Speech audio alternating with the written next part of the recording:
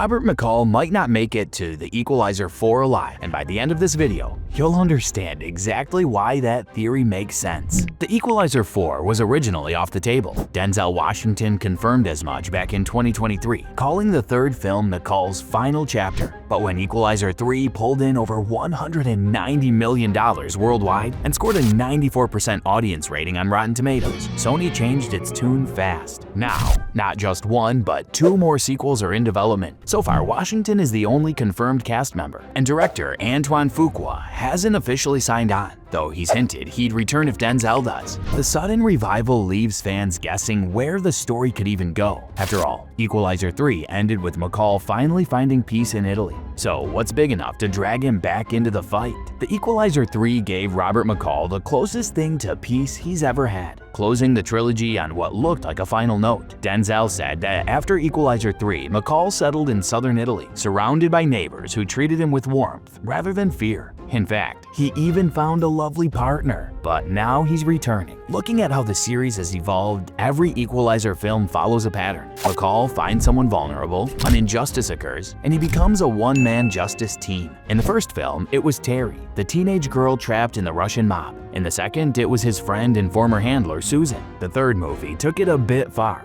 as McCall avenged innocent villagers terrorized by the Camorra. Each time, he acted not out of revenge, but out of principle. For Equalizer 4 to stand apart, it has to break that cycle. McCall can't just be fighting another flavor of organized crime. It has to challenge the foundation of who he is. If the creative team, especially director Antoine Fuqua, who's helmed all three entries, sticks to his grounded realism, we won't see McCall turning into a CGI superhero, but we might see him pushed into a different kind of war. Fuqua has hinted in past interviews that he's open to the idea of exploring McCall's past as a government operative, a concept that fans love for a possible prequel. But that's also where the fourth movie could go, McCall confronting the very system that created him. McCall could discover a government cover-up or a rogue intelligence network within the CIA that mirrors his old Black Ops unit. For once, he wouldn't be saving random victims, but facing the institution that trained to kill him. It's poetic. The Equalizer equalizing his own makers. It'd also explain why the studio is setting up two more movies. The fourth could spark the war, and the fifth could end it, with McCall's final act of justice. Let's be real. McCall has come across all sorts of threats, and he's come out unscathed. He's fought the Russian mobs, corrupt agents, and the Italian mafia with ease. The only way to give his story real weight is to end it with something more calculated. If Equalizer 4 and 5 really are the final stretch, the writers have to justify McCall's fall in a way that feels earned. No random thug or mercenary should be able to take him down. The only believable threat left would be a system smart enough to trap him. McCall's methods of justice aren't exactly how the CIA would do things, so it's not difficult to frame him for many of the crimes he's committed over the years in the name of righteousness. In Equalizer 4, we may see the government have an agenda against McCall, not just to neutralize him, but to control the narrative.